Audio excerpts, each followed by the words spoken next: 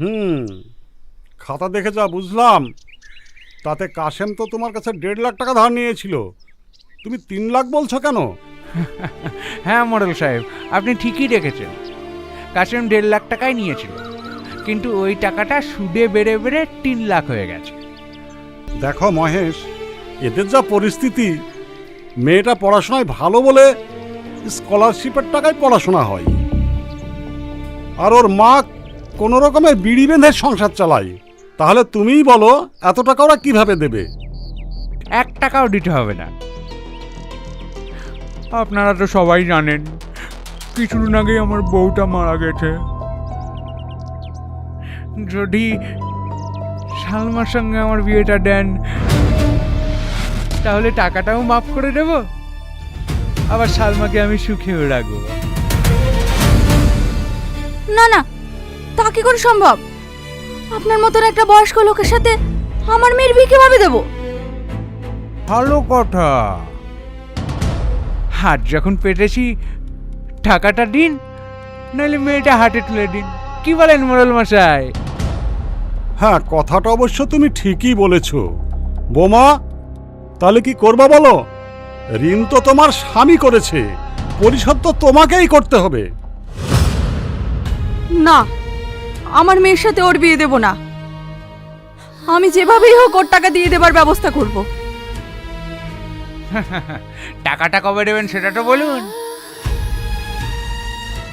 আমাকে 2 মাস সময় করে দেন। ঠিক আছে, তোমার কথাই মেনে নিলাম। মোড়ল সাহেব, ড্যামি তৈরি করুন। 2 মাস বাদে যদি টাকাটা না দিতে পারেন না, তাহলে কিন্তু সালমার সঙ্গে বিয়ে দিতে হবে।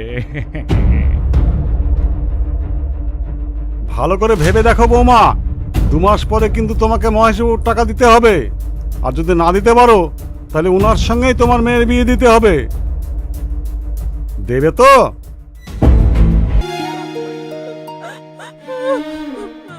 তাহলে ওই কথাই রইলো। ওই চলো সবাই।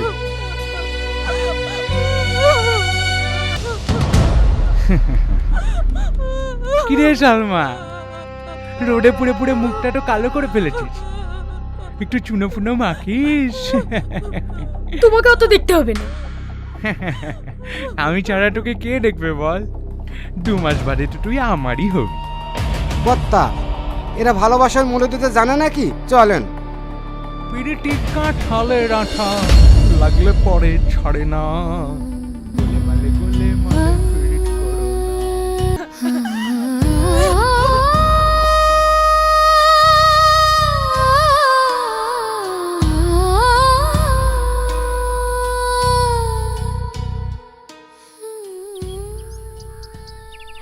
কাল সিনেমা দেখতে গিয়ে কি মজা যে হয়েছে।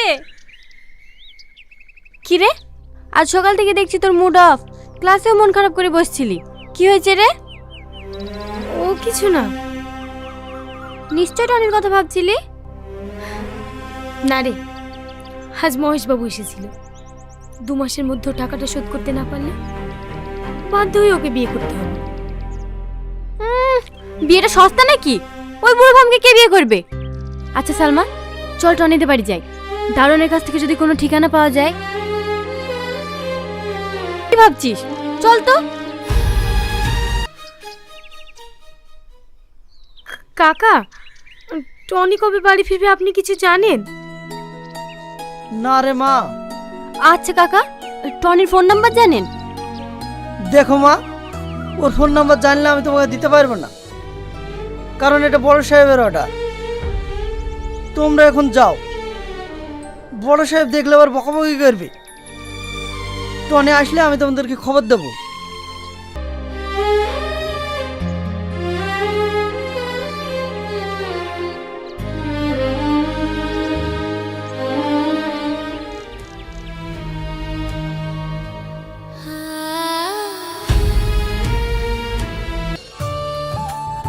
সালমা, সালমা,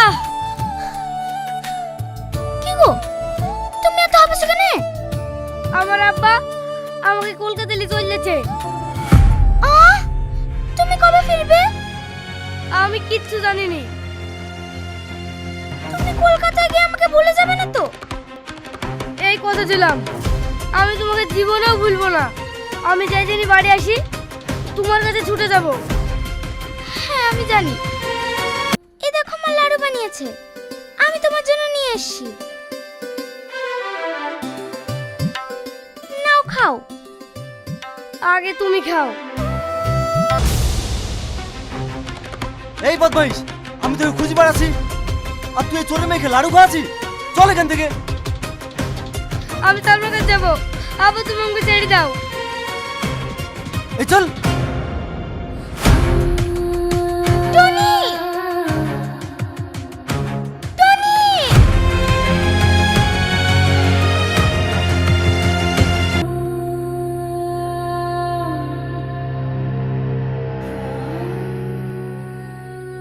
বুড়ি আর কতদিন টনির লেগে অপেক্ষা করে থাকবি বলতো? সারা জীবন। ওকে আমি কোনোদিনও ভুলতে পারবো না, মৃত্যুর আগ পর্যন্ত। এই পরীক্ষা তো শেষ হয়ে গেল, চো সবাই মিলে আমরা দার্জিলিং ঘুরে আসি। কিরে টনি, যাবি তো? না রে, আমি যাব না, তোরাই যা। অনেক বছর বাড়ি যাওয়া হয়নি, তাই ভাবছি বাড়ি যাব। তা যাবা কেন? তুমি যে কিসের জন্য বাড়ি যাবা তা আমরা ভালোভাবেই জানি। হ্যাঁ, তুই ঠিকই ধরেছিস। আমি সালমার জন্য বাড়ি যাচ্ছি। ওর সঙ্গে আমার 10 বছর দেখা হয়নি। আচ্ছা তুই কি করে ভাবলি তুই 10 বছর পর বাড়ি যাবি আর তোর লেগে অপেক্ষা করে বসে থাকবে? আরে ও গ্রামের মেয়েরে ভাই, দেখা বিয়ে শাদী করে সংসার করছে। হয়তো তুই ঠিকই বলছিস, কিন্তু গ্রামের ভালোবাসা হলেও সেটা সত্যিকারের ভালোবাসা। আর আমার বিশ্বাস ও আমার জন্য এখনো অপেক্ষা করে আছে। তাহলে কবে যাচ্ছিস? আজকে রাতেই বেরোবো।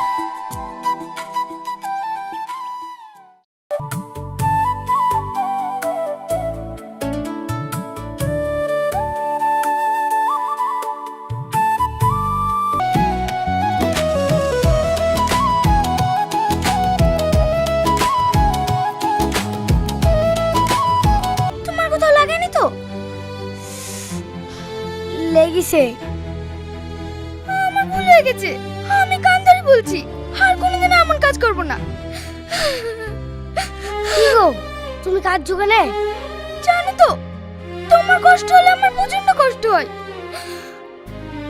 হার পাগলি, আমার কিচ্ছু হয়নি, আমি তো অভিনয় করছিলাম। বদমাইশ, দাঁড়া বলছি, দাঁড়া, দাঁড়া বলছি, দাঁড়া বলছি, দাঁড়া।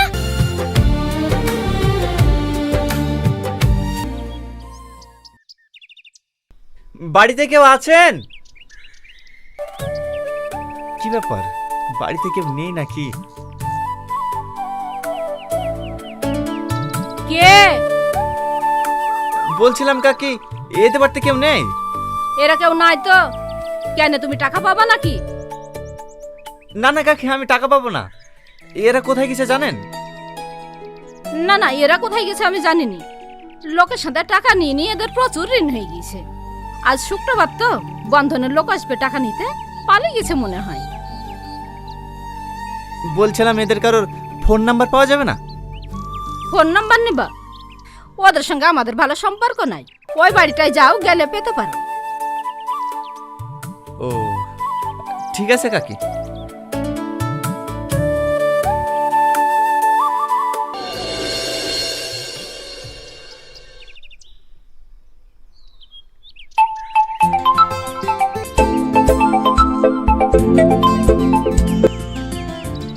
হ্যালো, কে সালমা?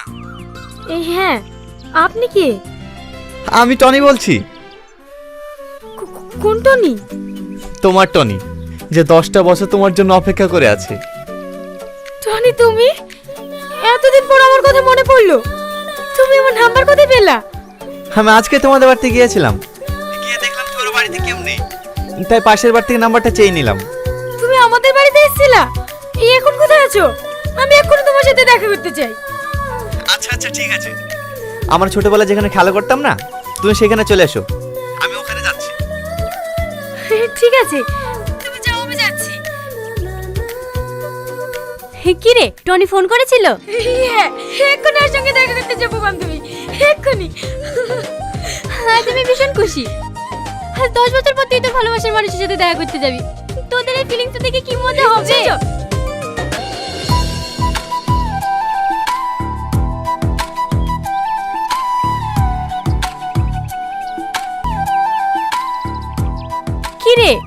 কতক্ষণ অপেক্ষা করব? তোর টনি কখন আসবে? একবার ফোন কর না। আর ফোন করতে হবে না, মনে হয় টনিই ফোন করছে।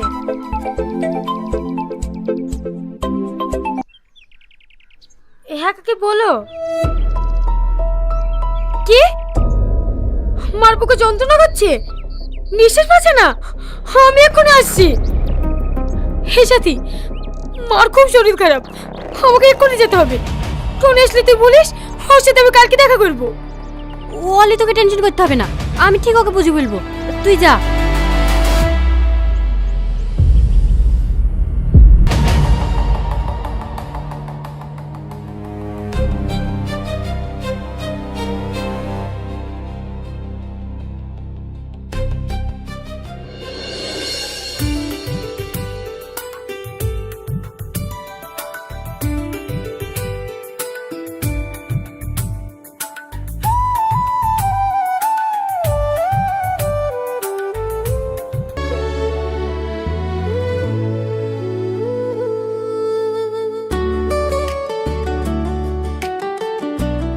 তোমার নাম টনি?